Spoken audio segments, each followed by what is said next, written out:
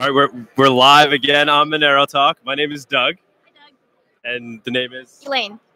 You just gave a great presentation. I overheard somebody say it was the best presentation they've heard at a crypto conference. I think they were being a little bit generous with that, but thank you.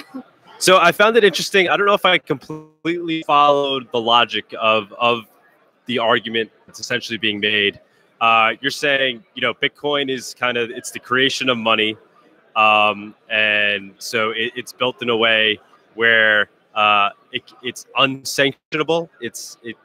I'm saying that if technology, well, Bitcoin is unsanctionable, or Lightning is unsanctionable, and if something is unsanctionable and enough people use it, then sanctions will stop being a political tool because, people cannot always find ways around it. But how is that? What I'm not following is, how is Bitcoin not sanctionable when we saw what happened in Iran? Well, what we might not see in Iran is a lot of people can transact all over the Lightning network without having information about their transactions be public or publicly settled on the blockchain. Lightning network basically serves as a giant clearinghouse, or a private clearinghouse. So we don't actually know who's sending money to whom. There was the Lightning Trust Torch, which we have a map of because everyone tweeted whenever the torch moved. But if people hadn't tweeted about the torch moving, then it would have stayed in the dark. But isn't that kind of theoretical at this stage? I mean, I know that the idea is everybody will be using Lightning, but we've actually seen coins get blacklisted in Iran, right? So isn't that effectively, didn't we see sanctioning? Yeah, that's actually a really good example that you bring up. The Treasury Department, OFAC, did list two sanctioned addresses belonging to Iranian hackers. And a few weeks after that was listed, they gave an interview to the New York Times and said, hey, we generated new addresses already. Who said that? The person who controlled the private keys to the addresses on the blacklist. So how about all these, the mere fact that they did do it, doesn't that show that it can be done though? That's where I'm failing to follow the logic. Can coins be blacklisted on Bitcoin? I mean, in theory, they can, but it's also really easy to just generate a new wallet. Okay, with this recent hack that happened, those coins someone's going to attempt to use those coins. Can't they be followed through the chain and essentially blacklisted, and people won't want to accept these stolen coins? If all the transactions happen on chain, then yeah. But if these hackers then instead open a Lightning channel and do all their transactions offline and then close off the channel, then there's no blacklisting in Lightning. All right, but with the money, if I take a dollar bill out of my pocket or $100 bill and I give it to you, I don't have to use separate tools to make it work as money. Money works as money. So if we're saying Bitcoin is money, shouldn't it be fungible on the core protocol level instead of relying on additional layers and tools to help obfuscate it? If it's actually money, shouldn't it be fungible and not blacklist? You won't be capable of blacklisting it if it's fungible on the core protocol level. I guess that's fair. On the core protocol, it is not entirely fungible if exchanges do try to trace every transaction, which I think Coinbase already does. There is an alternative, which is to go to a second layer. In the future, I think there are proposals in development that will make Bitcoin more fungible actually on chain. So are you into Manero at all? Do you follow Manero at all? I follow Monero on Twitter, although I don't follow it from a technical perspective.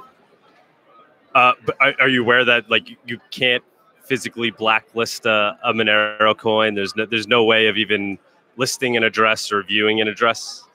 Yes, I am aware of that. So isn't that kind of a better solution to the fungibility problem?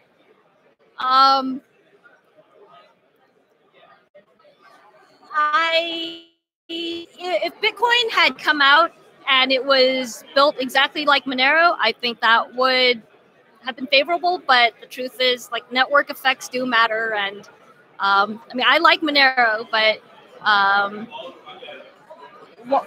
one is more widely accepted than the other. Yeah, certainly Bitcoin's got Monero beat there. It's the first mover. It has the network effect. But do you think Bitcoin is flawed because it's not fundable on the core protocol level, and ultimately it's not going to become the digital cash we hope it to become? Well, I wouldn't call it flawed. I would call it a work in progress. And I would say the same thing about Monero. Oh, Monero is certainly a work in progress, no doubt about that. I don't think anybody would claim otherwise. But I feel like it's. Do you feel like Monero has achieved digital cash more so than Bitcoin has as of today? I don't follow Monero closely enough to really be able to comment on that. I feel like it's still more under active development since there's frequent hard forks, and I don't. That could be a factor for some people. Okay. Yeah, not trying to push the Monero initiative too much. It was just I found it hard to follow the logic of the presentation when Bitcoin is in fact completely transparent, and it's a global ledger that everybody shares and can literally follow everyone's transactions. So to me, it seems like we're moving in the opposite direction potentially with Bitcoin, where we would kind of move towards this dystopia where everyone. So you gave the example of one of the Amazon things in your home, which is quite scary.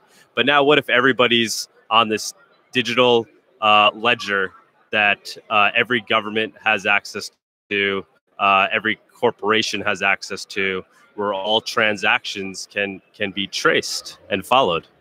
Well, I mean, there are developments in progress. I mean, CoinJoin's already out there, and there's pay-to-endpoint, so it doesn't have to be totally traceable. I think that Bitcoin will eventually get there. And if this was a Monero conference and like all the attendees were Monero maximalists, I probably would have focused my talk more on Monero. But I mean, Bitcoin was just the topic at hand. Okay. Didn't mean to push back too hard, but I just wanted to kind of make that comparison of Bitcoin to Monero.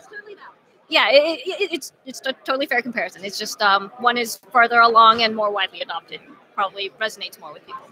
All right, I appreciate taking the time, allowing me to hit you with some hard questions. Thanks, Ted. Yeah, have a good one. Awesome. Thank you very much. Wow, you were really trying to get me to share.